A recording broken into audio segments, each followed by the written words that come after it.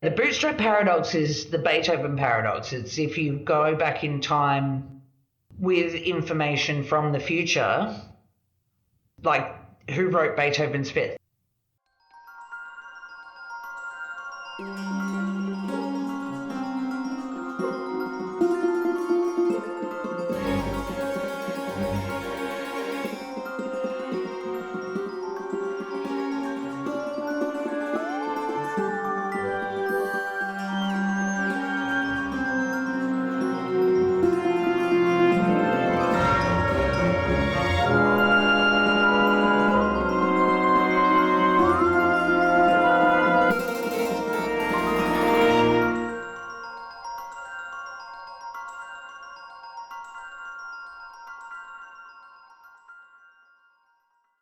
You're listening to The Great and Secret Knowledge, a speculative fiction podcast.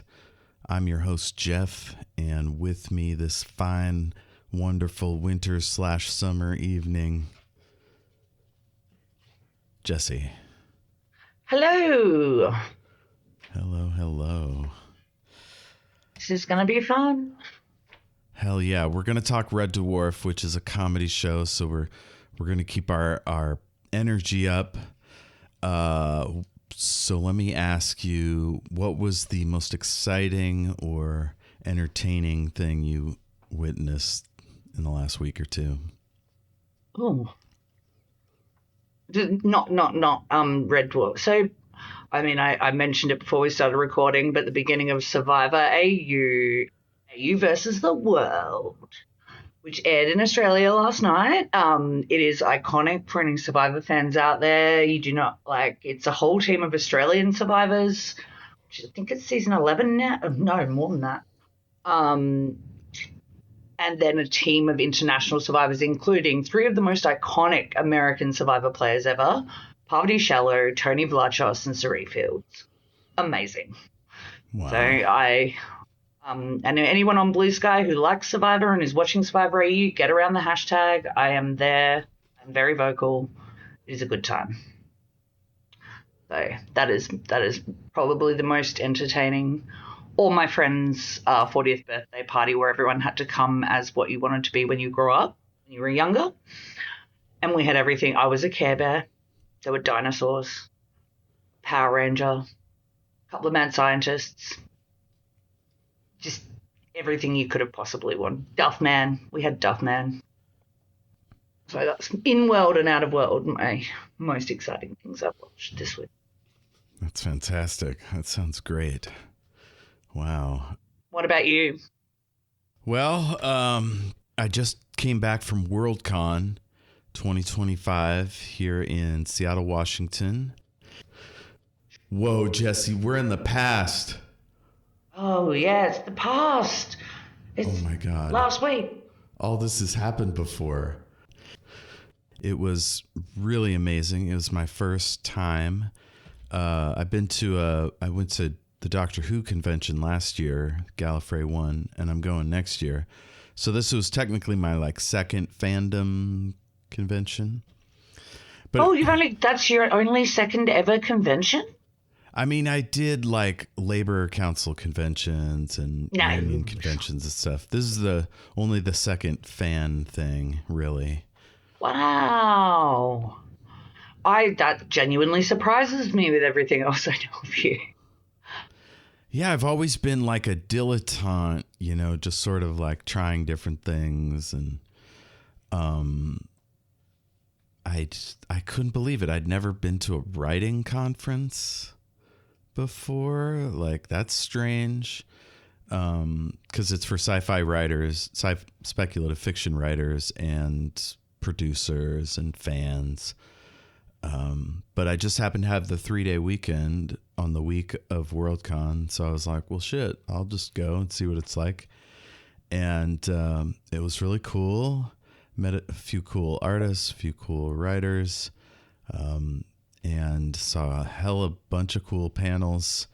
I played a bunch of D&D with different groups there, and one was amazing. The one today, it was just me and two ladies.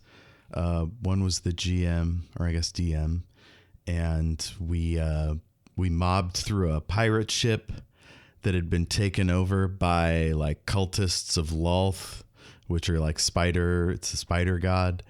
And so there were demons and shit. And I just happened to be a demon hunter fighter, Oh like yeah. a certain type of fighter that I made up.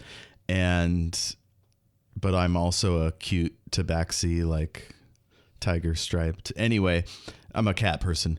And A so Khajiit. For Skyrim fans, a Khajiit. a Khajiit, yeah. So we run down to the bottom of the thing and we find the guy that was doing it, and we tricked him into thinking we were his bosses. Like we were sent from Lolth to command him. And so he and all his beasties went ahead of us down into the hold. So when it got time to run with the treasure, I left them all there while the tentacles of some octopus are breaking in, and I slammed this door shut and stuck a bar through it so he couldn't get out. It was savage. But yeah, that was a ton of fun. And then there was a game led by, I think, maybe a literal child. You were rather concerned. You messaged me. Like 16, 17 maybe, but he was, let's just say his style needed some work. And That's a shame. Yeah, well, he's, young. The people He's I got was to learn playing with somehow. were great. Oh, yeah. You got to learn somehow. But it was interesting to see someone learn at a con. But I guess we're always learning, right? The day I stop learning is the day I die, for sure. Yeah. And then I had another great session with somebody who had their whole entire world, but he was using D&D first edition rules to play in it. Oh, that was really strange and interesting. Are they like more nitpicky? Elaborate. I don't know the difference. Well, they're from 1978, first of all. So they're very crunchy, like lots of little details that don't really matter. And he had streamlined it. So essentially he had made his version of a D&D based on the original. And yeah, it was a lot of fun. David Tucker, he gave me a bookmark so I can find his book. But yeah, awesome. We talked science. He like created a world like Shattered Worlds, but where magic is possible in a sci-fi context. Cool. But instead of what I do, which is just like, they kind of gently interact, but they're different. His was magic is only possible through this extremely complex scientific description, and it was fascinating. We never really got into it during the run of play because it was just normal adventuring shit, but really fascinating. Like a certain type of guy that can hone his power can make a gun, but most people just have swords and shit. It's very cool. Oh, that is cool. I like weird and wonderful. I mean, my experience of actually playing is very, very limited. But I've only done one real session. But it wasn't even D&D. It was Starfinder. Yeah. Which was a good time. Good time. My favorite thing I did was I basically made MDMA on my little chemical wristband thing I had. I had a little chem lab on my wristband, my character. Yeah, that's so cool. I didn't know you'd only done it once. No, only once. Oh my God, I got to rope you into one of my 10,000 projects. Yeah. I love it. It was so much fun. We had the best. It was for my friend Rob's birthday. His brother is the DM and he has all the kit. So, nice. Big TV built into a tabletop thing with that links to his iPad that has little magnets that you can attach the little rolling tubes on the side to drop your dice through. And he always goes by, and this is why I find hearing different stories really interesting, is he always says I go by the rule of cool, not the rule of rule. Yeah. Oh, man. The rule of rule people aren't as much fun to play with, at least for me. Obviously, everybody has their own experience. As a newbie, that's so intimidating.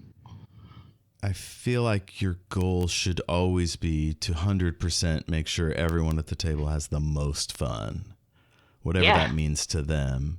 And that very rarely means adhering to all the rules specifically, and like not cutting the players' breaks, and not allowing meta conversation is really Oh. annoying. There's a lot of ways you can be a bad DM.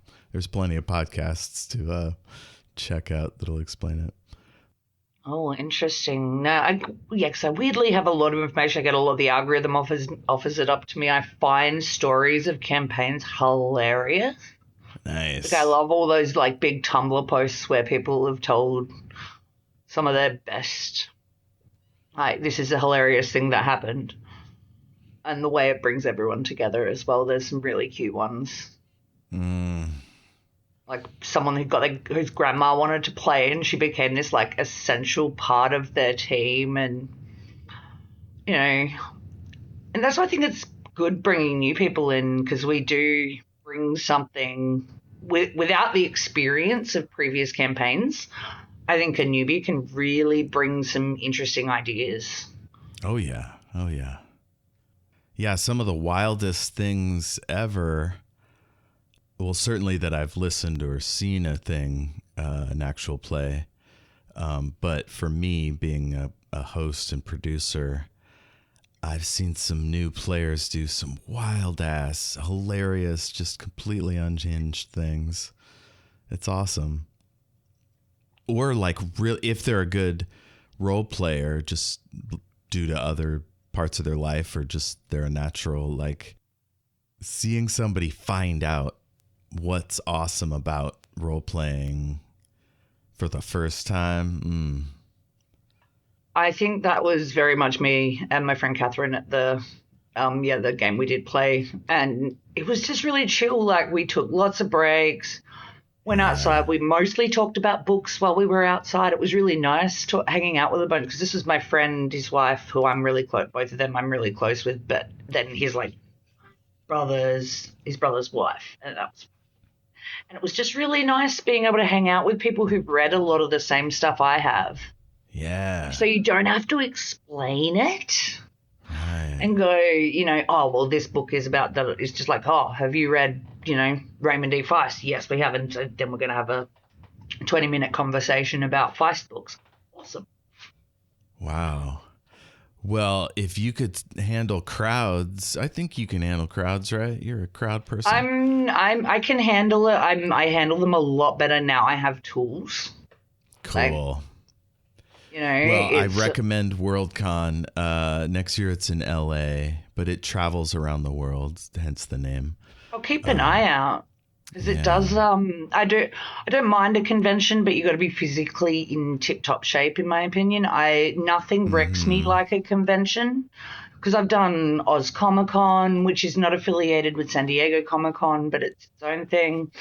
I did get to meet Patrick Stewart. It was pretty cool. Wow. Um, yeah, they had Patrick Stewart and Stan Lee at the one thing, and they were not prepared. It was the first ever one, and it was Mm. so underprepared. I've never spent more of my life in lines. I think even just to the signing for Patrick Stewart with 3.5 hour wait.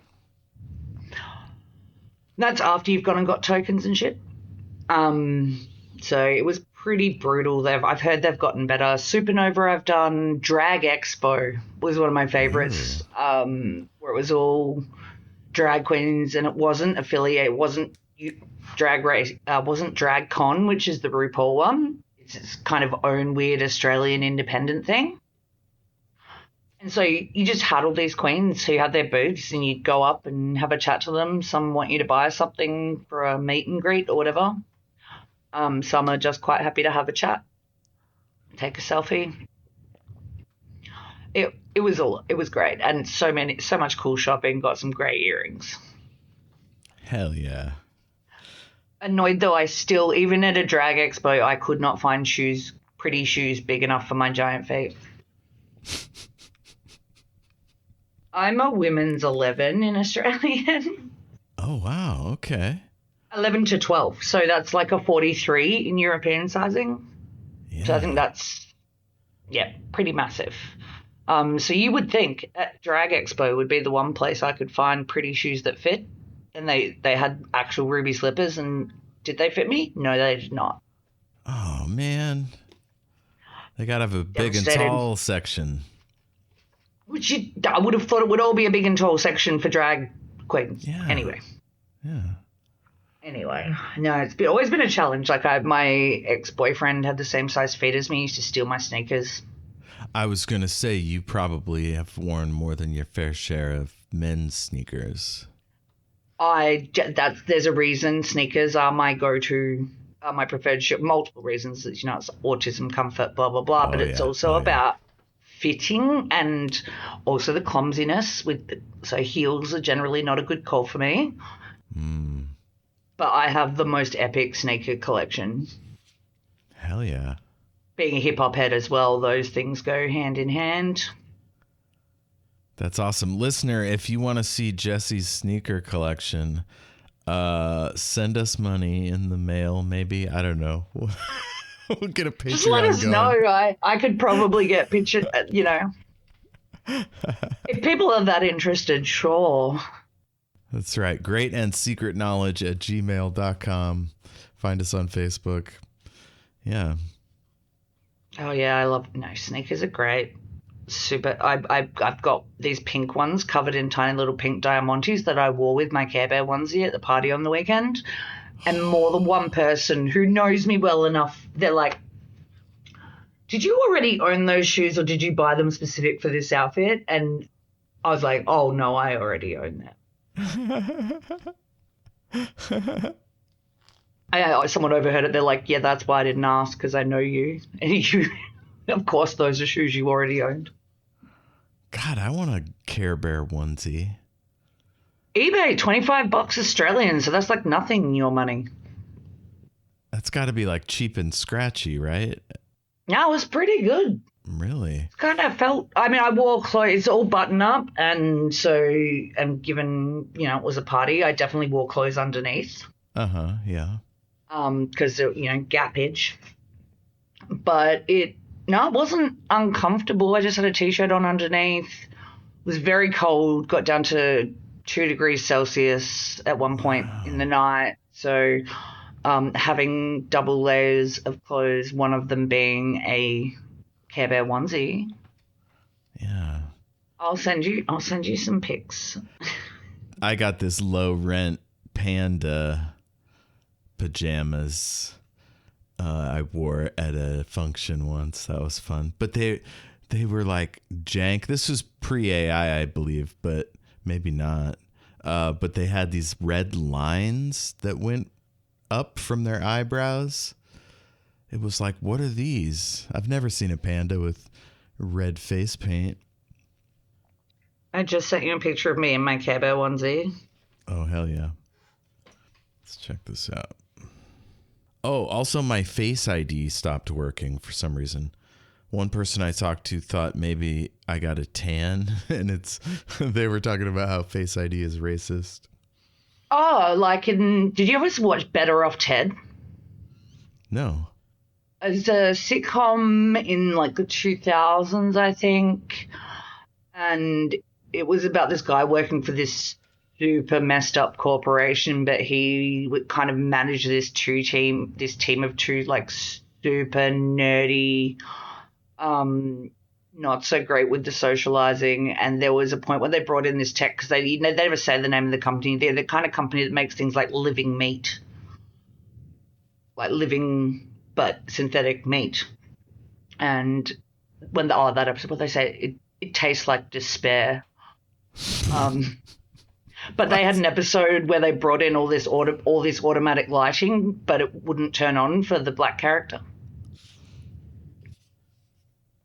And they explored that. It was a very funny show, but I haven't gone back and watched it, so I cannot be assured that it is not problematic in today's standards. But yes, peruse at your own risk, viewer. yeah, we talked about Scrubs. It's no good. No good. I think I for Scrubs, because you said that, I think I watched either the second season premiere or third, just to like maybe get ahead of once they were like cementing things, and it was uncomfortable.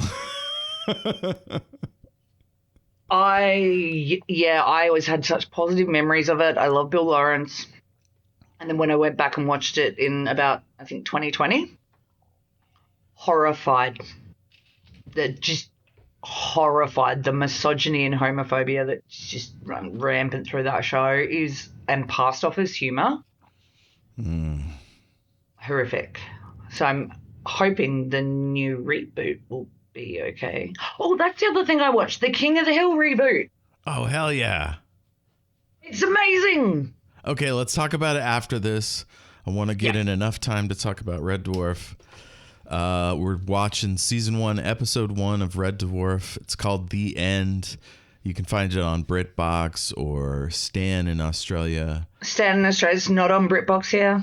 It's probably on the BBC or iPlayer up in Britain. So wherever you find it, it's awesome. Give it a listen. A watch. It's great.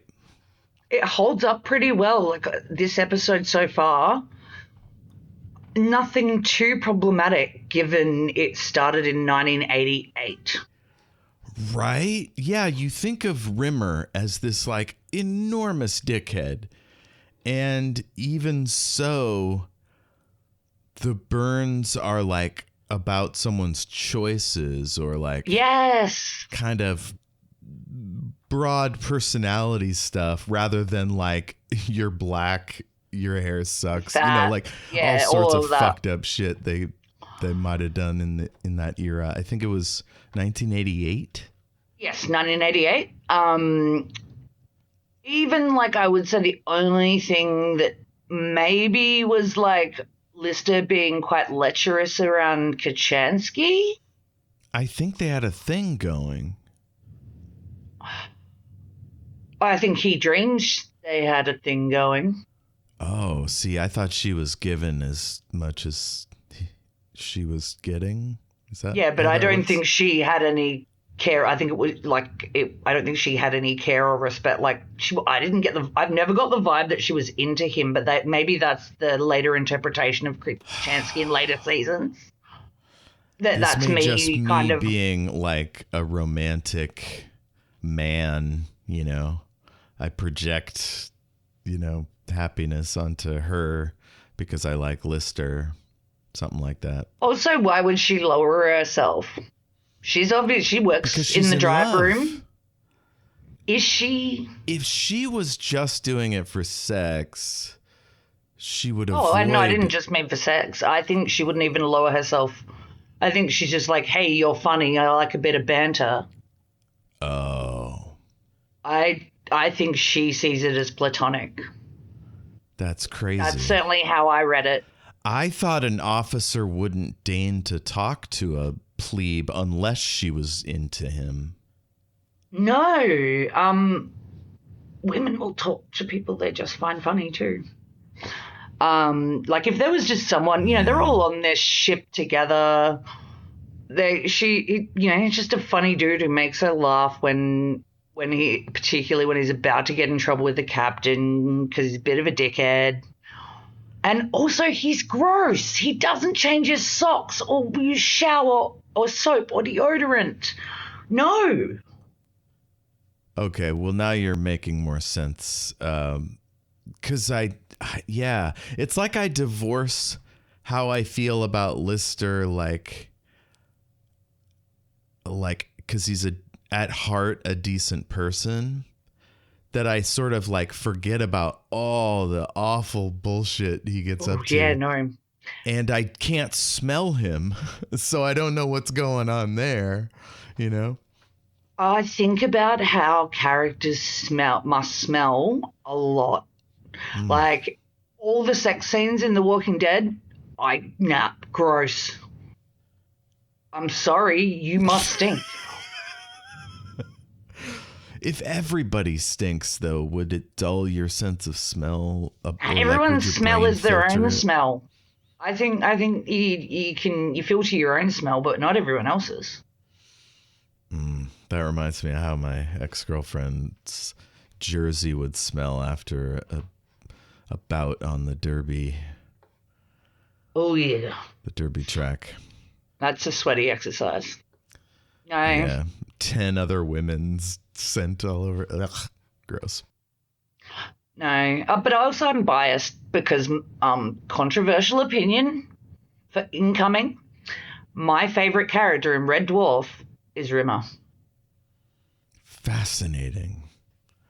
He's hilarious. He's the funniest character. He is very funny. Hell yeah. They are all. Maybe it's because I don't. Maybe it is because I'm a woman and I don't. And Kachansky doesn't come in as a recurring character until much later. And then a lot of the time she's this fun spoiler, which is a really unfortunate thing that happens to a lot of female characters that makes me very angry when the women are just there to be the fun spoiler. Naughty mum, don't do that.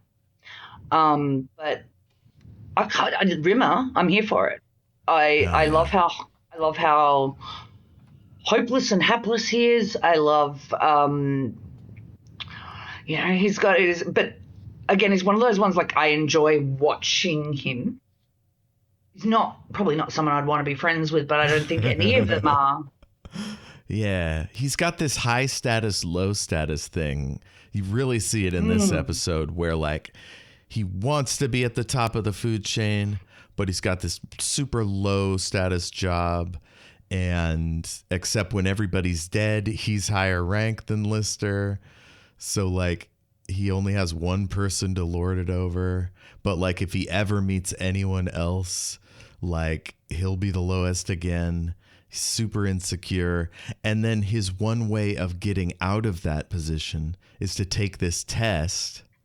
And he can't fucking pass this test. How many times has he failed it? I was like 30 something. I should have written that down. He's great. And I understand wanting to go by the rules and then having this like be there like the one, I think maybe also because I had such a hard time in school.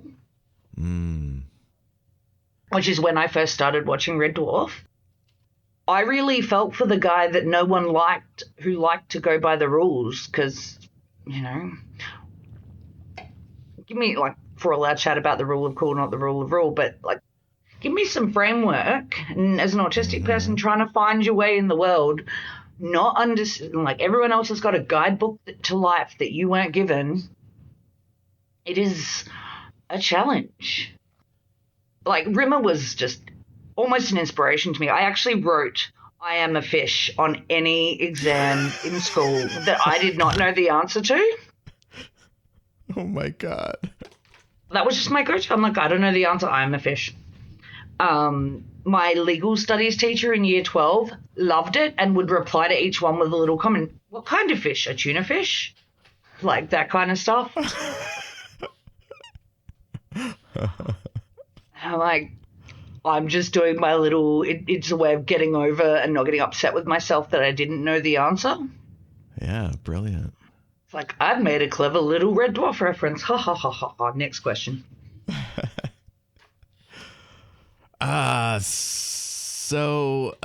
Should we get to the credits? Oh, we have to talk about the credits. One of the greatest ending and beginning credits on, I would rate it up there with best of all time, of all TV shows ever. I mean, one of the finest models you're ever going to see everywhere. Like every inch of it is distinct. It's got this huge back engine, just a big motherfucker. Oh, Starfield. And the song is incredible. The song is amazing. It's, I mean, we don't get the song to the end, and I was very annoyed with the stand-up because it went on to the next episode without finishing the song, and it's the one thing I hate about streaming. is when it does that, and I like because the end credits to Gentleman Jack as well is the same as a song I love, and I always want to listen to it in full, and then it's like 5 seconds and we're moving on to the next episode. No, let me Yeah, you watch gotta it. hide I'll that skip shit. it if I want. Yeah. So, did you know anything about Grant and Naylor before you found Red Dwarf? No, I was very young. My mother introduced me to Red Dwarf. I would have been about, I reckon, 14. And my mum, we went, to the local video shop and or maybe even got it from her school. Maybe the school had it. Mum was a teacher. Possibly even on VHS because, it was the 90s. But I loved it instantly. And I must have binged a bunch of seasons at once because I genuinely thought Quarantine was in season 1. No shit. Wow, When it's we were much talking later, about it last isn't week. it? Isn't it Yeah, like season 6? 5. 5. Season 5. That image of Rimmer, and again, this is part of why he's my favorite. And it could just be those, maybe my local video shop only had seasons 1 and seasons 5. Totally. It's distinctly possible. So I haven't seen anything else that Grant and Naylor wrote. I have heard of Pushing Up Daisies. Oh, what else have they? This other stuff I haven't heard of. The 10 Percenters. Comedy Playhouse. Comedy Playhouse I've heard of. That's like a sketch show, right? Yeah, they just did 1 or 2 episodes there. Something called Spitting Image. 9 episodes. So short series. Yeah. Well, that's very British, very, they just made as much of a show as they felt like making. There was no getting it into a, like, having to fit 23 episodes in a season. None of that meeting network standards. Like, one of the greatest sitcoms of all time, Fawlty Towers, has 3 seasons of like 6 episodes each. And that's it. Black Books, 3 seasons. They just make as much of a story as there needs to be. Spaced 2 seasons. And a special. So I'm just having a quick scan to see. Pushing Up Daisies is familiar. No, I don't think I've seen much of their stuff either. It's, very just kind of, I associate these guys with Red Dwarf. Now, how about the Stars? Have you ever seen them in anything else? Oh, yeah. Chris Barry did, what was the sketch show? It was something Britain, not Little Britain. That's Matt Lucas. What is it called? There's something called Britta's Empire. That's it, Britta's Empire. That was pretty good. Craig Charles, famously in Coronation Street, when they get back to Earth and they go and visit him on set. Yeah. He was in an episode of Blackadder. Oh, yeah. Danny John Giles is one of the voices of the Fireys in Labyrinth. No shit. Danny John Jules. Sorry. Yeah. He is one of the Don't Lose Your Head. Those guys. Yeah. That's great. Craig Charles, I'm sure I've seen in something else as well. He was in Blade 2, Little Shop of Horrors, Lock, Stock, and Two Smoking Barrels. Maybe that'll definitely be part of it. That's great. He's great. Such a, did you hear about, he got locked up on a, I think it was a rape charge, which was then found out to be falsely accused, and he was released, is, Jesus, to my knowledge, what happened. Holy shit.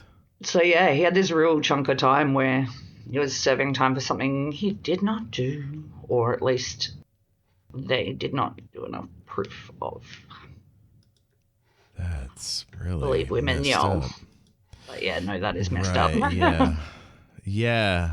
That puts us in an odd position. I guess. Sorry, it's supposed to be fun and upbeat. No, that's fine. I mean, we have our journalistic ethics to support here. And he was released. It was overturned. Mm-hmm. So it's it's got its it's got its like bit of a dark history, but he got back out, and I think that's part of why there's a bit of a gap in seasons of this too. Okay. Robot Wars. That's where I know that's what he's most famously. He hosts Robot Wars in the UK. Do you know what Robot Wars is? I think we had something similar over here. Where they make robots to fight each other. Yeah. Yeah, it's pretty cool. He hosts the British one. Cool. That's what I was trying to think of. He's also done. He's been on Big Fat Quiz of the Year, which is great. British panel show that they air because Christmas viewing and New Year's viewing, because it's so dark there. The sun's not coming up till 10 a.m. and it's not going down till 3, and then it goes down at 3 in the afternoon. So there's a lot of sitting inside during winter. That's why Doctor Who has Christmas specials. All these really popular British shows all have Christmas specials. And Big Fat Quiz of the Year is hosted by Jimmy Carr. And it is the most loose quiz/panel show. It's got like 3 teams of 2 of just random comedians and celebrities. And it does a big quiz on all the things that happen throughout the year. And it is so funny. There's heaps of it on YouTube. Get around that. If you've got a British sense of humour and you like Jimmy Carr especially, there's some great. Noel Fielding and Richard Ayoade from Noel Fielding from the Mighty Boosh, Richard Ayoade from the IT Crowd. They frequently are put together in a team, and they are the most loose unit team. So I'd start with one of theirs. Would be my recommendation. God, those guys are funny. Mm-hmm. You mentioned Coronation Street. Craig Charles is in 923 episodes. Yeah. Incredible. I mean, it's a working job. They're not sacking Corrie. They're not axing Corrie anytime soon. Although Neighbours did recently get axed in Australia, the only reason it was still being made is its popularity in the UK because no one watches it here. Oh, interesting. And it's like they love Australian soap operas in the UK. Love them. Neighbours and Home and Away especially. Home and Away is still going on that same basis. And I think they like Home and Away more because it's set at a beach rather than suburbia. Yeah. So Kylie Minogue got her start as Neighbours. Mm-hmm. Pretty much every Australian actor you can think of, both Hemsworths, Guy Pearce, Russell Crowe, all of them have episodes of Neighbours or Home and Away under their belts. Wow. So Margot Robbie got her start on Neighbours. She rang up and kind of forced her way into an audition, pretended like she already had one or whatever. Wow. That's cool. Don't watch it. It's crap. So there are our main guys. There's also Holly and Crichton, but we don't spend a lot of time with Holly. We don't have Crichton yet. And we don't have Crichton yet. So and the cat. Yeah, we got the cat, Rimmer, and Lister. The cat. Oh, yeah! Amazing portrayal. Most people's favorite character, right? Oh, I mean, God. Especially when he becomes Dwayne Dibley. Oh, yeah, that's the alternate universe versions of all of them are the best. Like Ace Rimmer. Smoke me a kipper. I'll be back for breakfast. What a guy. Oh, love it. All right. Well, we got the ship, and we get Rimmer ordering Lister around. Lister doesn't take his job very seriously. And Rimmer is clearly incompetent. Oh, yeah, like when he does the pipe cleaner bullshit. It's like, that's not a 14B, that's a 14F. This is a 14B. And then he ends up using the one that he says is a 14F. Yeah.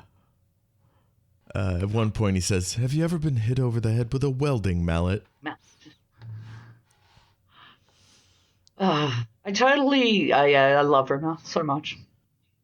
One more sound, anything, and you're on report, my laddo. Lister's humming, just making annoying sounds. That's called malicious compliance. When you like try to test your boss, like, oh shit. Because then when he tries to make a report, it'll say stupid shit like humming, silent. Clicking. Yeah, not making any noise. I'm never game enough to do it. I'm never game enough. I don't think I've got Lister's charm to get away with it. Yeah, that's a big part of it for sure.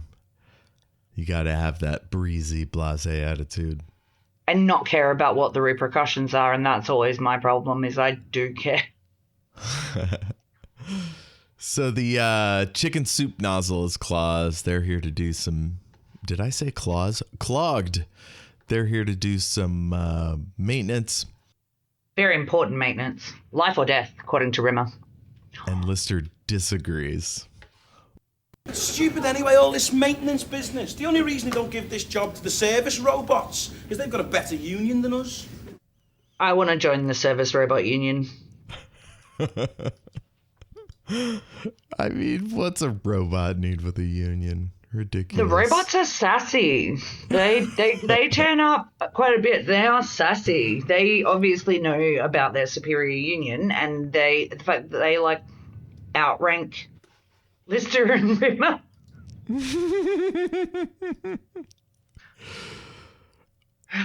So Rimmer says he's like going to take a test so he can rise up in the ranks, and Lister says he will definitely flunk it. I think we talked about this earlier. Yeah, I am a fish 400 times and then fainted. Oh, yeah. What does he say? If you must know, what I did was I wrote a discourse on porous circuits, which was simply too radical, too unconventional, too mold-breaking for the examiners to accept. You said you were a fish.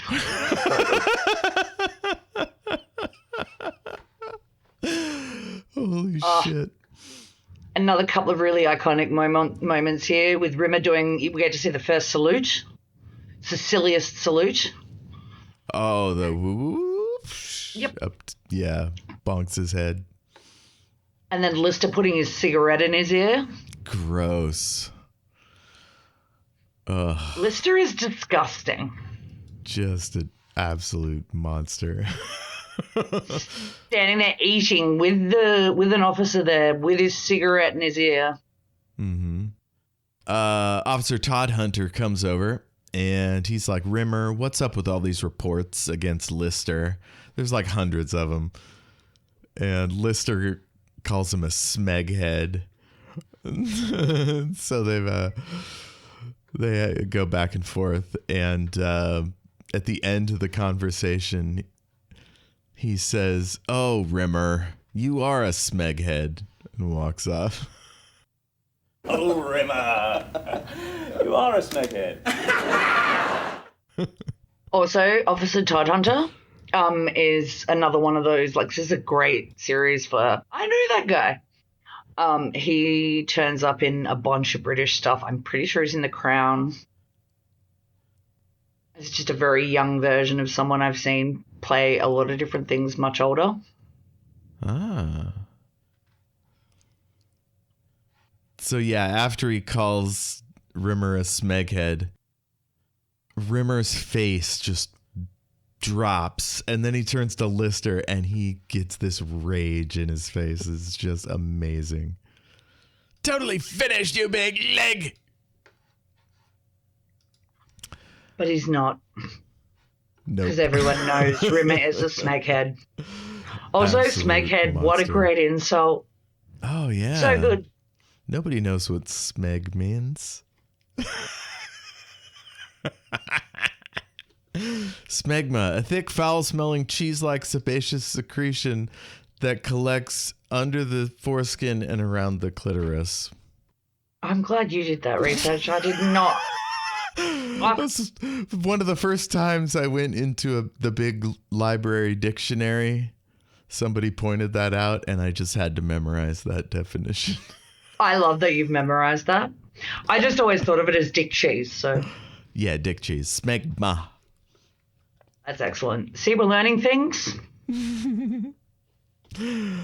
Next up, we're in the drive chamber, which is sort of their name for the bridge, and they are having a funeral for a guy named George who died. George McIntyre. And he puts a canister of his ashes out into space. Some silly music comes on. This is a piece of music he specially requested. Start the tape, please, Holly. I'll see you later around here.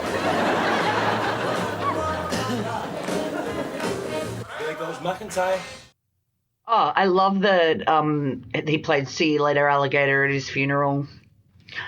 Reminds me of my wonderful past friend Tom, who played both Ding Dong, the Witch is Dead, and Hasadiga Evil Eye from the Book of Mormon at his as two of his funeral songs. Very specific. He knew it was coming, so that was a very specific request, very on brand, and that was the point I started to cry as soon as I heard Ding Dong, the Witch is Dead start playing. Oh man. Well, I like a juxtaposing funeral song that's a bit, a bit out there, a bit kooky. Yeah, a bit jaunty. I wonder what mine would be for that. I mean, I know what my planned ones. I've got a very clear picture in my head. Music is very important. I want ironically, one of them, the Doug Anthony All Stars, are like one of the most obscene comedic trios Australian from the 80s and 90s. Paul McDermott, Tim Ferguson, and Richard Fidler, who they would do the most crass, obscene material, but they did it in perfect, beautiful 3-part harmony. And then in the middle of this epic comedic show that's high energy, very Auntie Donna, you can tell they were kind of inspired by them. Auntie Donna inspired by Dust, that is. And then they would just stop and sing a beautiful, poignant song. And they did this cover of Hunters and Collectors' Throw Your Arms Around Me, which is still one of the greatest things to this day I've ever heard. Wow. So while it's not the funny song,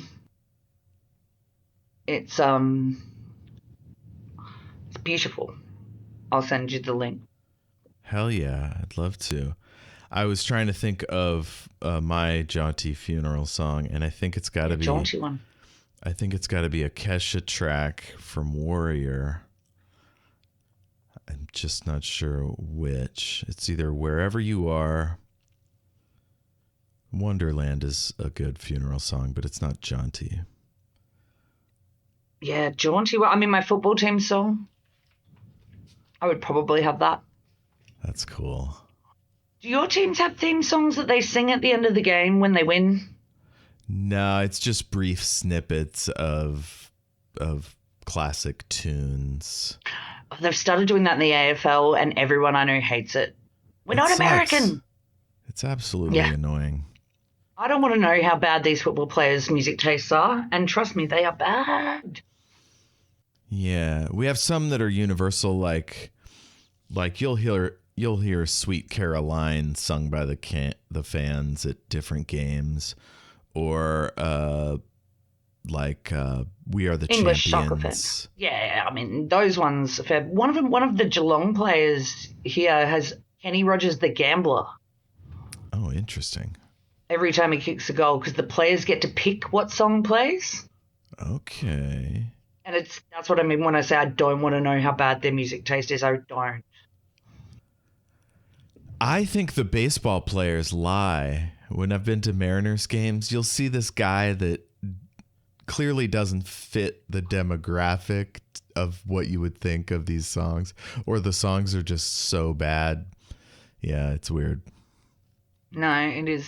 It's very weird. Whereas so AFL, each team has their own theme song. Like my team are the Port Adelaide Power, and we've got a song called "The Power to Win." And if you win, you sing this. All the players get in a big circle in the change room afterwards, and they all sing the song together. amazing. Which was, that's like, I will hold on to the end of and watching all the awful commentary and wait until I've seen them sing the song. You want to see it. Like, it's part of the nice. ritual. So I would definitely have that.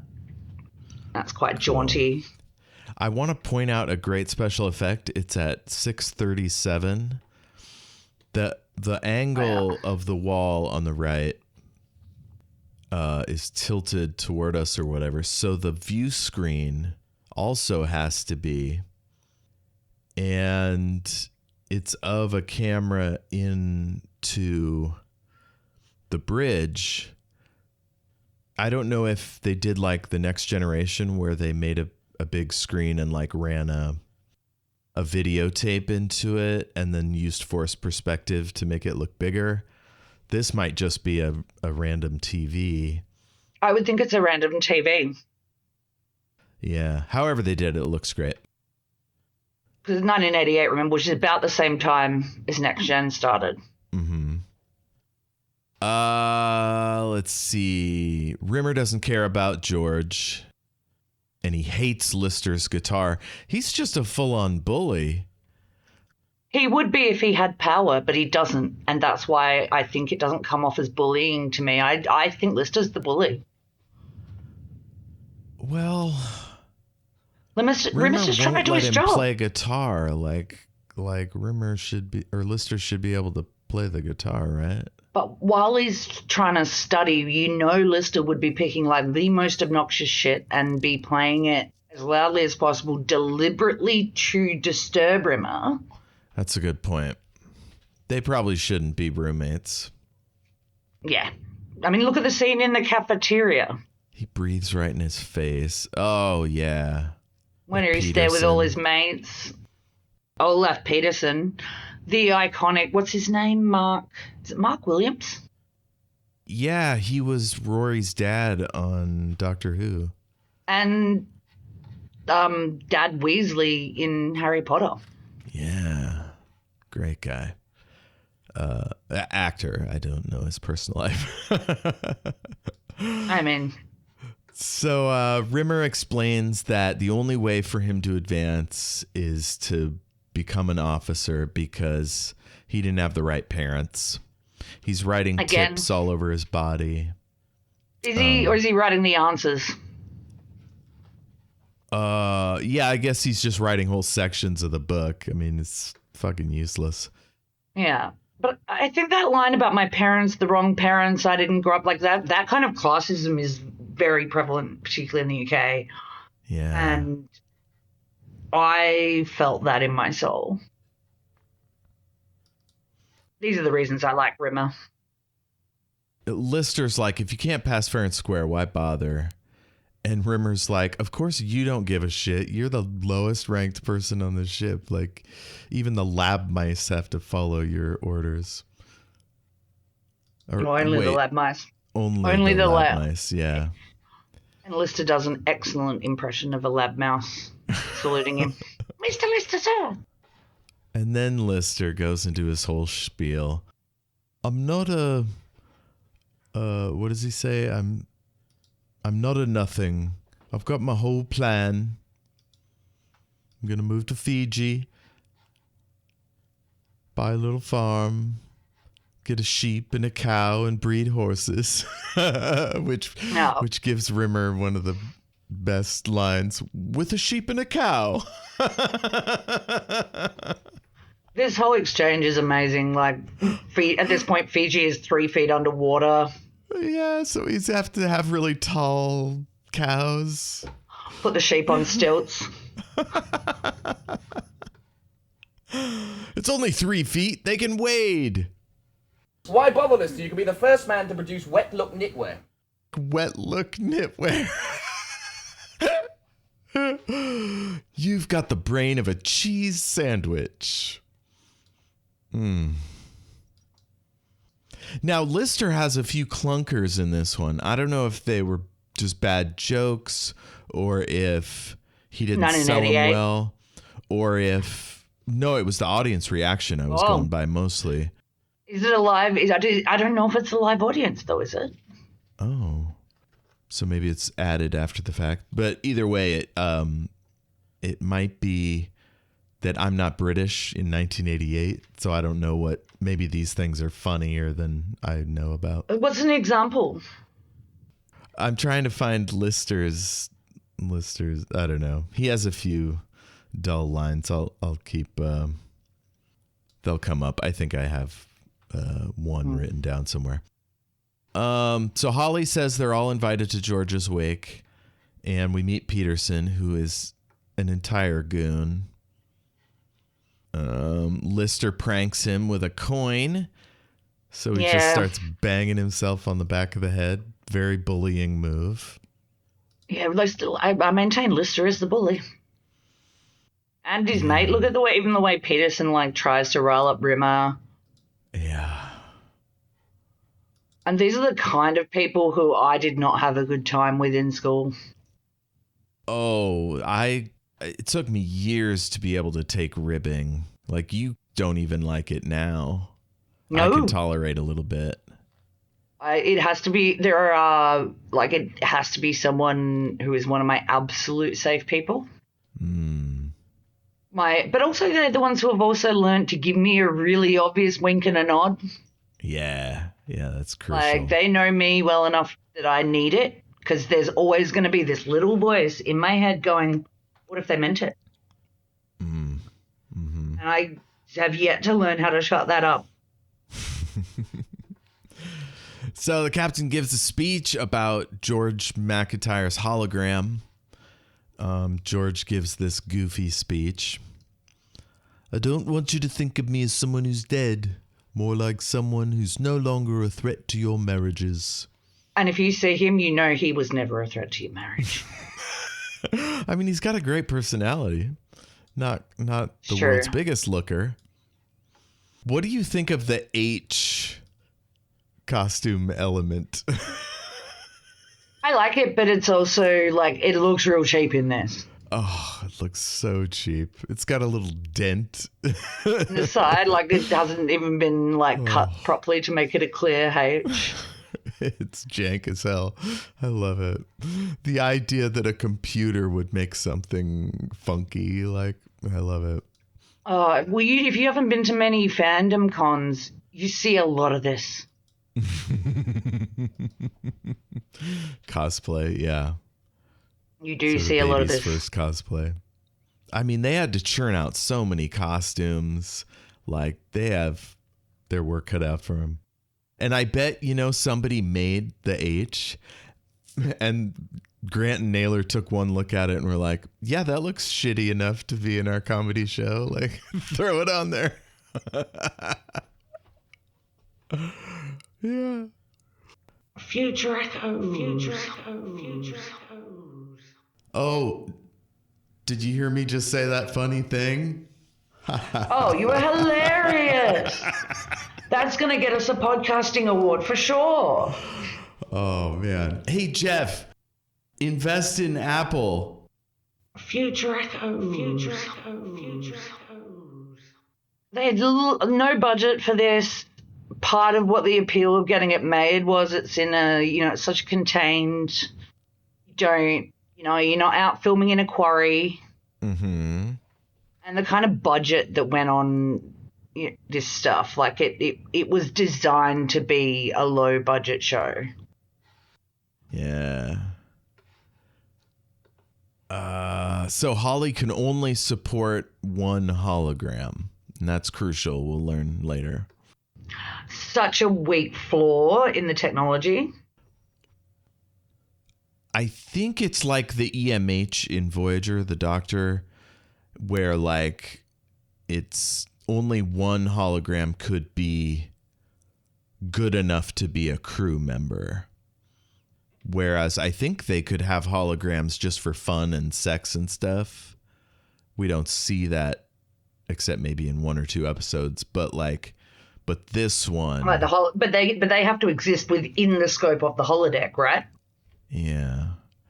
Although the Doctor can't leave the sick bay either until he gets his hollow emitter. Right, which is 900 years in the future. Whereas this, Can Rimmer go on away missions, or is he limited to the Red Dwarf? No, because he goes with them in Starbug, and they definitely go to other planets in later seasons, and that's before he becomes a hard light hologram. I wonder. I guess the mobile emitter for Rimmer came out way before Star Trek ever had it. Yeah, because that was like mid-90s. Yeah, it's fun to think that whoever wrote Times... God, that's a great episode with Sarah Silverman. Future That Past, is good. Futures Past. Yeah, maybe. Oh, my Trek episode names are... That is not a set of knowledge I have. Future's End. It's about a guy who collects a time ship and then reverse engineers the parts to become fabulously wealthy. Played by Ed Begley Jr. That's a good one. Check it out, folks. God, I love time travel. Same. Now, this technically involves a form of time travel. It's an edge case, the sleep forever and wake up long in the future. Yeah, I quite like it. It kind of fits into the same bucket as like the Outlander time travel factor, where it's not stuck. like a disposable power. Like you can accessible. You can't just time travel whenever, and it is quite the difficult thing. And certainly, List is not going backwards at this point. Right. It will happen, but because it's a comedy show set in a small environment, it's never going to work out. Except maybe when they have a final episode. Oh, if they ever end this show, they're still making it. Incredible. So, Rimmer's studying his legs. He says, "I've covered my body in total gibberish." And Lister says, Fish. That's how you spell fish.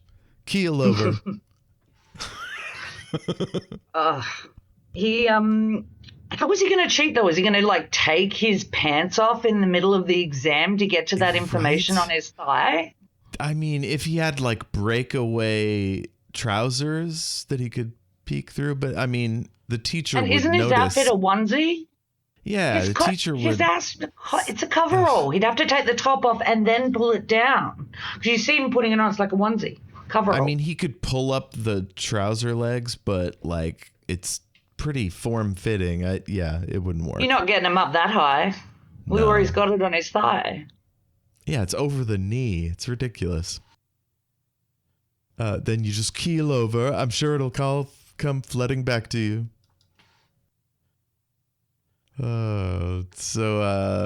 He says, "I'm in complete control," and then he heads to the right and turns around and goes back to the left.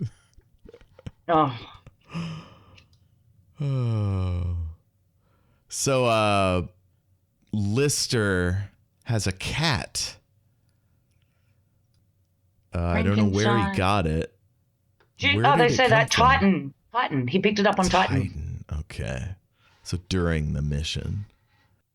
That's why they're so concerned about the fact that it hasn't quarantined. Yeah. That's the whole reason it's an illegal. Yeah, the captain asked him, "Where did you pick it up, Titan?" Yeah. So Rimmer starts his test.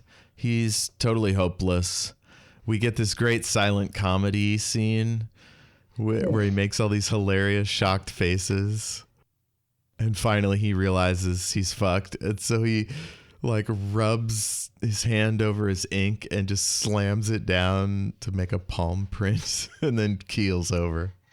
Because his palms are so sweaty that he smudged all the writing when he pulled his sleeve up. Brilliant. Thankfully, I take exams well, so I have not ever found this bit particularly anxiety-inducing at all. He does his ridiculous salute and then passes out. And Todd Hunter just goes, huh?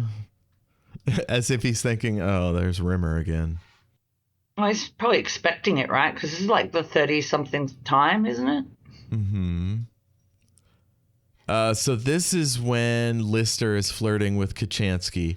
I just stopped it at a random frame, and she is smiling. She's got lots of makeup on. She's like, I don't know, got bedroom I don't think eyes. that the makeup you are absolutely projecting, because it would have been common for women to wear makeup in that scenario at this point. Yeah, all your points make she excellent thinks he's an sense. idiot. I think she thinks he's an idiot. I just gotta say, like, I'm gonna get a screenshot. I'm gonna send this to you. I need your opinion. I think maybe I've been reading women wrong my entire life.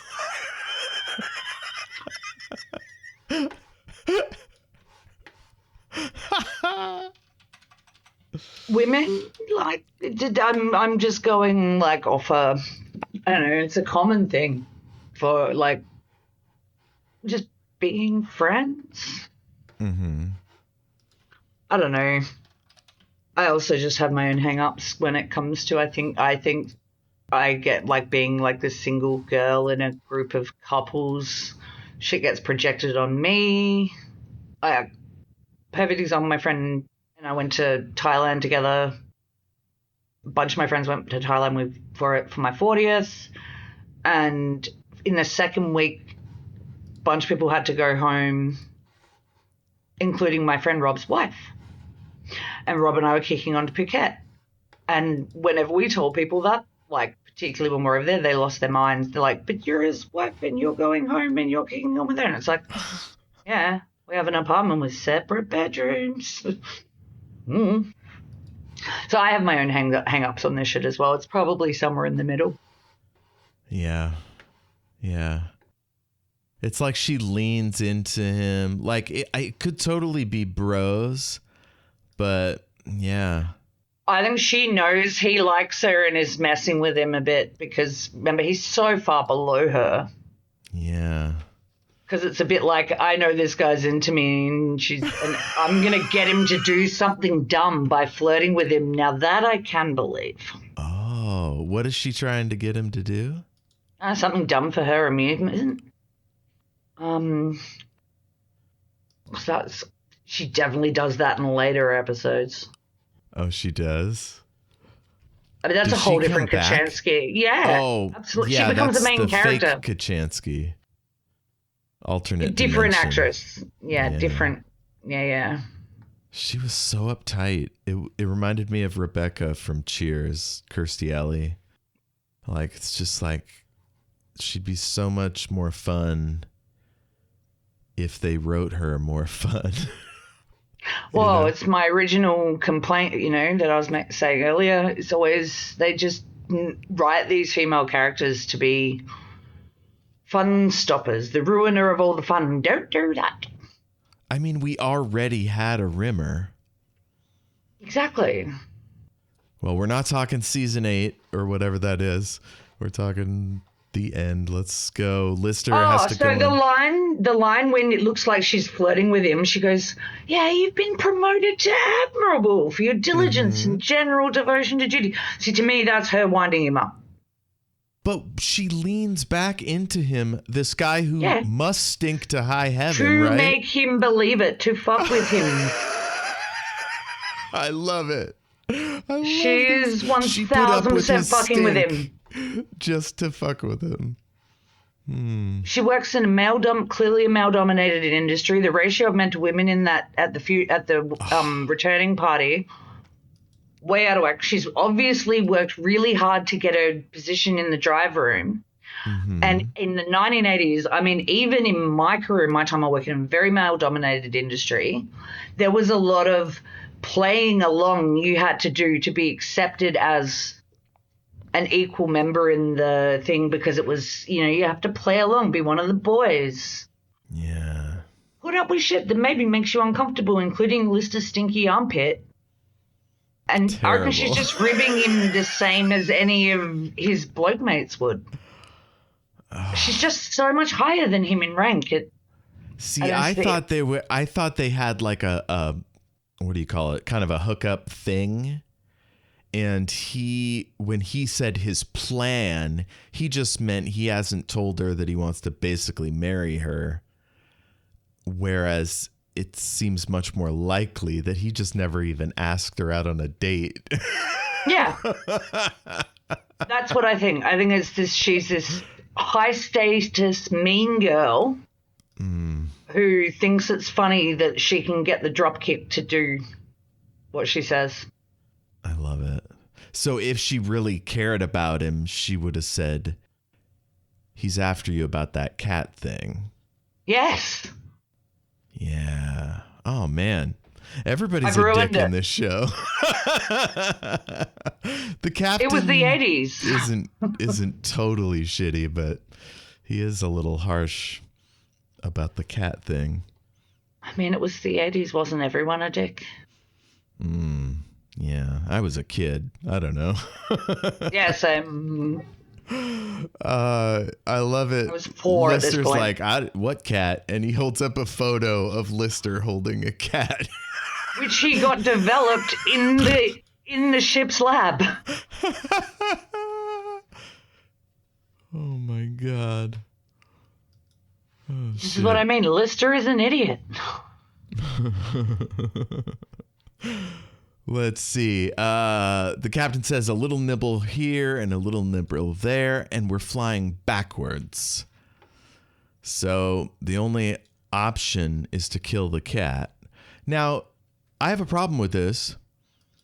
Why don't they just put the cat in stasis? Also a question I've asked. I agree. It's but they don't know if it's like from Titan, and when there are strict quarantine laws, the thing you do is you put the animal down, unfortunately. Our former deputy PM, Barnaby Joyce, threatened to kill Johnny Depp's dogs once. Yeah. That happened, and Australians were pissed. Not at Barnaby Joyce. No, absolutely not. You got to follow the rules if you're from another country, for sure. Australia is very, if there is coming in and out via borders and stuff, it's insane. The amount I had to go through 3 separate security checks before I even got on the plane in Bangkok Airport. And that wasn't Thailand, because I flew to a bunch of different places in and out of Bangkok Airport. And I had to empty I kept buying a new bottle thinking, I'm past security, it's fine. But I get it. But there are some things I get. Like, there's a reason we had such a good result with COVID here is because we locked down properly, closed the borders, and we're an island. Yeah. We had a fraction of the deaths, minuscule. Lucky you, la-dee-da. We were also legitimately stuck inside for 2 years in my city, so fucked up, man. So the captain says they're gonna have to cut up the cat and analyze it, and Lister says, "Would you put it back together when you finished?" yeah, he's an idiot. The cat would be dead. With respect, sir, what's in it for the cat? Not much. So and Lister, he being chooses Lister, stasis. and this is where I agree with you that he's definitely got a good heart. Even with Rimmer, like when he sees Rimmer coming out of getting wheeled out of the exam room, he's like, "Are you okay?" And he does wish him earnestly wishes him good luck when he goes into the exam as well. So he's a complicated character, Lister. Well, how much of it is it bravado? You know, Rimmer gets under his skin, so he continues to rile him up because he can't help himself. But he loves his cat. He's got a dream. He's got some unrequited love with Kachansky. Yeah. Man, unrequited love is a bastard. Yeah, it is. I don't think had some Lister has today. RSD, though. Oh, Me and the cat, we're going to have a baby cat. And we're going to buy a farm on Fiji. We're going to have a sheep and a cow with 3 horses. It's me plan. And no one can get in the way of it. Not even you. And I do respect you, sir. Ugh. He tries. And he chooses stasis. For a comedian, he does pathos pretty good. I guess, he's got all those episodes of Corrie for a reason, right? Yeah. And then Rimmer rolls in on a stretcher. I think I did quite well. Best. So Todd Hunter tells him how the stasis field works. Time can't pass through the walls. So we'll stick you in there and pop you out when we get to our destination. He makes a little wave through the glass, and we cut to the wide shot of the ship. And when we come back, not a second has passed for Lister. Holly addresses him, says everybody's dead, and he sees all these piles of white dust everywhere. And Holly just keeps trying to find different ways to say everybody's dead, Dave. Dead, Dave. Just Everybody, Dave. He's dead, Dave. Everybody is dead. Everybody is dead, Dave. Wait. Are you trying to tell me everybody's dead? Should have never let him out in the first place. those little bits of powder. He's licking the powder. Which, is that a cocaine reference? It's gotta be. It looks like piles of cocaine. So that went wide a road over my head as a kid. Lister cannot have a sense of smell.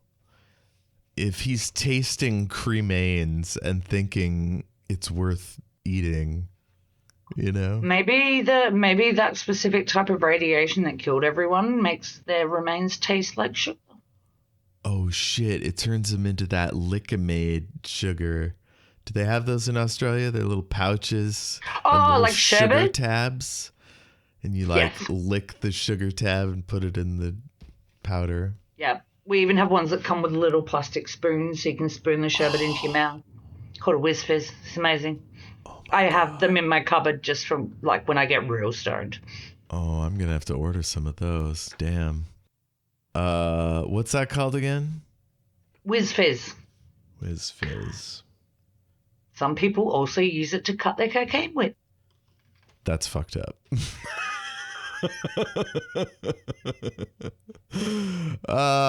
Let's see. So he finds out that the drive plate blew because of faulty maintenance.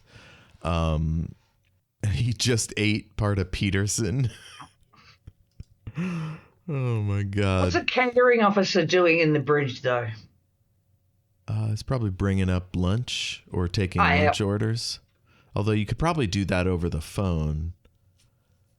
They've got replicators. Or the chute. Anyway, that chute thing that they were repairing at the start of the episode with the chicken soup. Why do you need a catering officer in that case? Maybe he was on special assignment. He's doing bridge duty for some reason. So Lister finds out Rimmer is responsible for the explosion. 3 million years have passed. I've still got that library book. What was Rimmer doing in the drive room? He was explaining why he hadn't sealed the thing properly.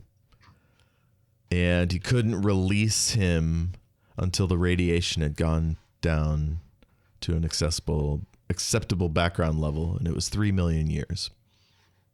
Lister asks about Kachansky. If she was still alive, the age difference would be insurmountable.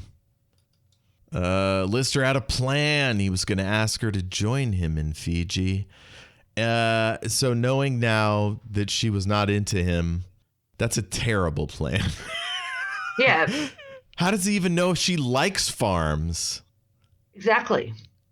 What has he said about her? She was going to wear a white dress and I was going to do everything else. He's absolutely got her on this manic pixie dream girl, like, freaking pedestal. Yeah. Because I think of it like the nerdy guy lusting after the head cheerleader kind of a stereotype, right? Yeah. Yeah. So technically Lister is alone. However, the ship has a hologram. And it's fucking Lister. Rimmer. It's fucking Rimmer. If I was Lister, the first thing I would do is turn Rimmer off and get a different one. But he can't because Rimmer outranks him. Oh, right. Man. And you can't kill Rimmer.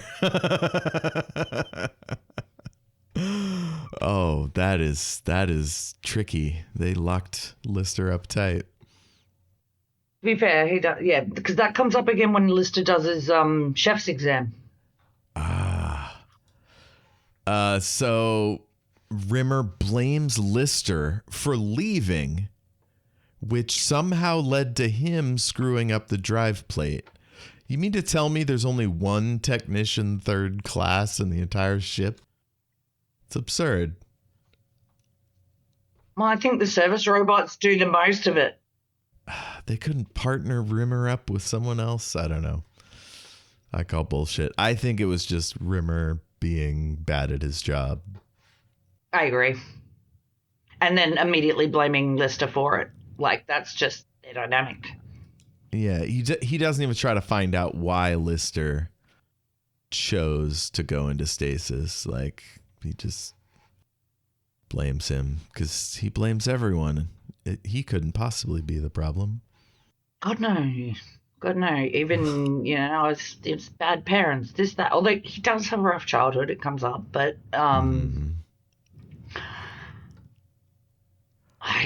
they're all quite complicated characters, aren't they? Like, you can feel a lot of different things. You can go, you're a smeghead, but also I feel sorry for you. Yeah. He says, I still have the same drives, the same feelings, the same emotions, but I can't touch anything. Never again will I be able to brush a rose against my cheek, cradle a laughing child, or interfere with a woman sexually. Interfere with a woman sexually? What a fucking word choice. Psychopathic. Oh my God. Didn't one of the writers of this get cancelled, maybe? Oh no. Gosh, I don't know. I don't want to malign their characters because I just made some shit up in my head, so let's not do that. Scandal noted if said scandal exists. Yeah. And Lister says, Rimmer, you never used to do any of those things anyway. That's so brutal. But I would have one day, murderer. Incredible. Oh no, they had a legal dispute between the two series creators. Oh, interesting. And so that's why it went off the air for ages, because it was in the law. They were having a legal dispute over the rights, but they've resolved it. I knew there was some kind of scandal. So this is where I wrote some of Lister's jokes are not good. So let's see what comes up. He says, what bright side? I'm dead. I'm composed entirely of light, and I'm alone in space with a man who wouldn't win a battle of wits with a stuffed iguana. Where is the bright side? Lister says, what's an iguana? It's just another Lister is stupid joke. They work really hard to show that Lister is an idiot. Probably to justify the cats referring to him as close to the stupid. Like, he took a picture of himself with the cat and sent it to the ship's laboratory, because back when, this is before digital photos. If anybody on Earth said, what's an iguana, you would look at them and go, how could you not possibly know what an iguana is? No, because I think one of the only iguanas the only iguana I can think of in anything is probably Jub Jub. Don't be scared, Jub Jub. It's Mama. Oh, you're saying the only way he would know about it is if it's on TV. Well, yeah, and... Not at a zoo or on vacation. I don't know, I don't think I've ever seen one at a zoo. Like... Even at someone's house? No. Maybe they're just much more common in America. I mean, it could just 'Cause be that would random be- happenstance. We have them at the zoo, and then a friend's sister kept a couple. And so that's when I saw them there. Oh, and then I saw there were a ton on the Isle of Cozumel over in whatever that east side of the Yucatan Peninsula is called. Well, it is a Quintana native. Roo. It is. I think we've just got a it's native to Mexico, Central America, South America, and the Caribbean. Yeah, those are much closer to us here, so it would stand to reason that we'd have more. Whereas I've known several people who kept bearded dragons, which are native to Australia, lizards. They're very cool. Interesting. So Lister, he's a city boy. He hasn't had a lot of travel. You know, they're not native to the UK. This is back when international flight was expensive. Yeah. Okay. This is before the dawn of cheap air travel too. So this could also have a bit of a class tinge to it that we just wouldn't pick up because we're not in Britain in 1988. And just maybe knowledge of iguanas was just less common in Britain in 1988. Certainly, I would think. The only, like, for me, I guess I learned so much through pop culture references, but yeah, the one that my first reference would be The Simpsons with Jub Jub. Yeah.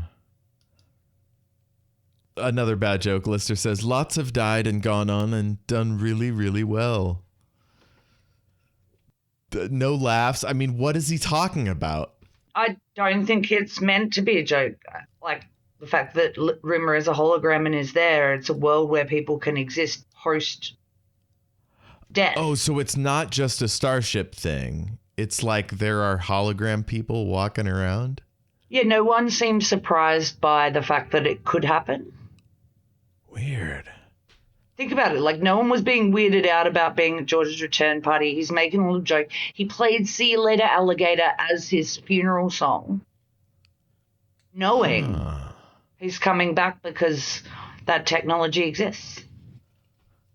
I never even took that as a joke from Lester. So there must be like famous holograms, right? Anywhere there's a big computer that can support it. So like at a concert venue or a politician. Yes. That's pretty Exactly. cool. We've already had hologram Tupac. Maybe we're not far off Red Dwarf. So Rimmer says to Lister, you've got to be my hands and my touch. I know the sort of things you like to touch. No And he way, would Rimmer. too. They've been roommates for a while. Oh, shit. Having to bunk like that as a grown adult for that long. Below deck looks bad enough when that's only 6 weeks. So Lister's smoking. Rimmer's not into it. He goes to like, what do you call it? Take notes, but he can't. He says he'll remember it. And Lister says, you're still a smeghead. Next, a man in a pink suit rolls out of a hatch, does a fancy pose, and then talks to himself about how badass he is. I'm looking nice. My shadow's looking nice. Dangerous. Oh. She's kind of like Little Richard mixed with Sammy Davis Jr., kind of. On his dance moves and his We are unbelievable. he does the Little Richard the woo that is famous in Yep. Kennedy Davenport's impersonation for Drag Race. Oh. Oh, watch that. It's so funny. He does the woo thing a lot. They do. She does. They do. Little Richard or the cat? Little Richard. Cool. Me and my shadow. Ooh. Rimmer and Lister see him. They run off, or back away anyway, into the testing room. I think, or maybe it's another. Yeah, it looks like it. Except there's no powder on the tables. It's just there's a lot of it all would look the same. He does the like, I better look big. So it That was turns so out good. the cat is descended from Lister's cat, Frankenstein. Frankenstein. And over millions of years, they've evolved into humanoid creatures. Lister goes to feed him and puts the bowl on the ground, and he doesn't want to eat off the floor. But then he gets the bowl on the table and eats it like a cat. Hey, you monkeys eat off the floor? Ain't you got no style or sophistication? Oh, I'm sorry, cat. I'm sorry. Hey, you people are unbelievable. Yeah. Then he fills him in on the lore of Lister. Calls them monkeys as well, like Silurians do. Yeah. Our kitty mother, saved by Cloister the Stupid, who was frozen in time and gaveth of his life so that we could live. I'm Lister the Stupid. And then he says, Holly, plot a course for Fiji. Look out, Earth. The slime's coming home. And then we get one of the all-time greatest TV theme tunes. What are some other good Absolutely ones? epic. I mean, it has shared bones with the Hitchhiker's Guide theme song. Similar era, that would have been airing on the radio around this time. I'm going to listen to it briefly. Let me fly far away from here. Fun, fun, fun. In the sun, sun, sun. Just trying to think about what other ones I always listen to all the way through. Outlander, I always listen to that all the way through. I have it on my Spotify. That's cool. Ted Lasso's pretty good, but I skip that. Well, I mean, what more can be said? This is a great show. The first episode's fantastic. 6 episodes a year. What are there, like 13 seasons? Oh, is it even more now? Something crazy like that. There's quite a few anyway. Yeah, 13. The last one's called The Promised Land. At least the last one on BritBox. I've only got 12 on Ban. What does IMDb say? Oh, it's a TV movie, The Promised Land. Oh, they've done a couple, like Back to Earth was a TV movie as well. Uh-huh. Yeah, it doesn't have an end date on IMDb, so they're still making it because them getting back together was there's 14 seasons. Holy shit. According to... Well, no, there's a new season airing this year. Holy shit. So The Promised Land is 13, the 14th season. So they had 5 years off. It says 14.1. It says add a plot. Does that mean it hasn't come out yet? Yes, it's airing this year sometime. That's what it means. Plot, yeah, because it says 2025. Incredible. Because the Promised Land was in 2020. Cured was in 2017. So there's quite a few gaps here and there. 11 was 2016. 10 was 2012. 8 was Back to Earth. That's, I think, the last one I've watched. 9, sorry, Back to Earth. I've definitely seen that, up to that. Maybe the one after 2, actually. It's got to be one of the few genre shows that has maintained the same core cast for 20 years, whatever it is. There's big gaps 30. in there. Like between 5 and 6, it's 92 to 90. Oh, no, between 6 and 7, 93 to 97. Wow. I was always a bit of a purist. Always kind of enjoyed the early stuff more, which is part of, I think, why I've tapered off. I like the show when it's contained. I understand they had to get beyond them just on the ship, but I like that premise. It's like one of the only Seinfeld episodes I actually enjoy is the one in the Chinese restaurant because I think the premise is clever. Uh-huh. I'm looking at season 6, Rimmerworld, Emo Hawk, Oh, Gunman of the that's so good. Apocalypse.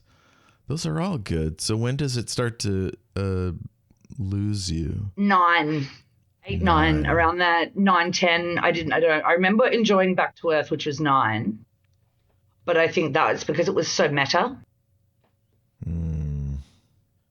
Yeah, well, they come back and they find out they're a TV show. Yeah, that one is awesome. Oh shit. But then, yeah, 10 in 2012. So it looks like season 8 is the one where they somehow end up back on Red Dwarf, like nanobots created everyone again. Yes. Yeah, that was a big swing. Yeah, this is where that's around the time where it's losing me. At one point they get thrown in prison and they're wearing like weird red jumpsuits. There's a whole season of them in prison. I think that's about the last one I've seen. I must go and, watch the rest, I suppose. It's so funny how I can like drop out of this, and there are some shows I will die watching no matter how shit they get. I'm looking at you, Sex and the City, and Just Like That. That finished this week for a timestamp, people. I'm still sore on it. But I will just keep watching those characters. I don't give a shit now. I mean, but I kind of dropped off with these guys. Well, we're going to come back and do Quarantine season 6. I mean, 5. Unless you want to do every episode, that's fine too. Season 5, episode whatever it is, Quarantine. I mean, we could do some like honorable mentions. I wouldn't mind doing a few of them because they do space out. Like maybe we'll do a couple more of our favorites and maybe do some of these like later season ones. Yeah. Okay. See what we think. We could kind of go through and go, here's a couple each season that we really enjoy. Okay, so start making a list of like the one you would watch and one you absolutely wouldn't watch from each season, and then we'll kind of narrow it down from there. Because if there's one of us really likes and the other one doesn't like, although that could be good podcasting. It could be. We usually agree with each other though. Today's been really interesting. Like I think it's been a real kind of cultural exchange of different interpretations of something that is so quintessentially British. That unlocks it is that she's fucking with him, right? Whereas hopefully someone that loves you wouldn't do that, especially about a cat. Like it's a pet. You should. She knows he's basically in trouble, and she potentially even knows the rule and knows he's either going to wind up in status or have to kill his cat. And she's fucking with him in the way to him being told that his pet that he loves is going to be killed. Yeah, no one expects him to choose stasis. Yeah, that's wild, man. Well, I'm glad you're here. This is awesome. Hopefully we find more insights in Quarantine. So stay tuned, folks. Any recommendations? We haven't done an episode in a little while. What you got? The new King of the Hill season is amazing. Like the new Beavis and Butthead they did as well. Like Mike Judge. That man can write some good TV. Hell yeah. I'm a big fan. If you like standard reality format, where it's in the form where it's not about awful people, but it's a game show, definitely watch Survivor AU versus the World. Hell yeah. So my pick is The Tainted Cup. I'm just pulling up a synopsis so you could hope this isn't AI. The Tainted Cup from 2024 is the first book of the Shadow of the Leviathan series by American author Robert Jackson Bennett. Its sequel will be released in 2025. This book, that was a terrible synopsis. They're making me, I want something punchy. I might just have to come up with it on my own. So it's like magical. there's this terrible threat, sort of like Godzilla's come out of the ocean to like invade this empire. And in order to protect themselves from these kaiju motherfuckers, they have instituted layers of security. It's an empire, so it has very strict bureaucracies and military, and everybody might be corrupt. There's a murder mystery, and you get to see like them shooting artillery at these giant ass beasties. And throughout all that, there's like character growth and kind of a hopeful vibe to it at times. And the sense that there's this vast lore sort of under the surface that you're just getting dribs and drabs of. It's terrific. Awesome. Love a good book recommendation. I mean, in a way, it's almost like Monk, but with magic. It's cool. Cool. Or like magic like science. That's that. So yeah, enjoy those things. And what quote do you think we should leave them with here? Oh gosh, there's so many good ones. Rimmer, you are a snakehead. My eyes narrowed in on that one. Oh, Rimmer, you are a snakehead. Oh, Rimmer, you are a snakehead.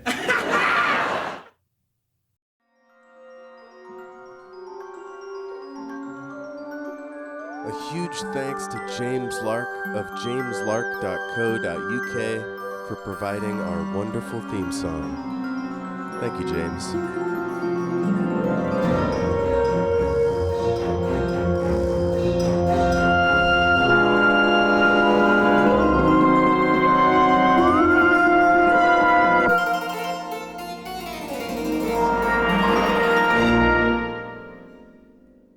Oh, fuck. This was great. I got to bust out my smegma definition. Oh, yeah, that was impressive. That was super impressive. I love it. As a kid, it was so funny to me that I guess I was 14 or 15, but I just had to memorize that thing. I get it. I can, I'm the same with like Clementine's quote in Eternal Sunshine. Yeah. I'm always annoyed at myself if I can't recall it straight off the top of my head. I wonder if I have any other things like that. Nothing extended. Maybe the pit of despair. Don't even bother trying to escape. No, that's still pretty short. Vicini, maybe, with never trust a Sicilian when death is on the line. Yeah, never get into a land war age, which is solid advice. If you look in the history, that's what makes it such a genius line, because it is, you look at particularly like the history with like Russia and Japan and the war under Nicholas II, who was trying to basically prove himself because, coming on after his father and failing so miserably. How did Russia seize so much of Asia? Right? Like, were there just not a lot of cities up there? I mean, yeah, no, you're talking about like Siberia, and there's a whole chunk of empty. Yeah, there's a whole chunk of empty, kind of in the same way Britain was able to and it's about, where evolution of weaponry, and there's real historical reasoning for it. But yeah, like you look at the empires over the, Austro-Hungarian for ages held pretty much all of Europe. UK, like England, all of most big chunk of Africa, Americas, Australia, is just colonization. Yeah, England tried to bludgeon China enough to take it, and they still weren't able to.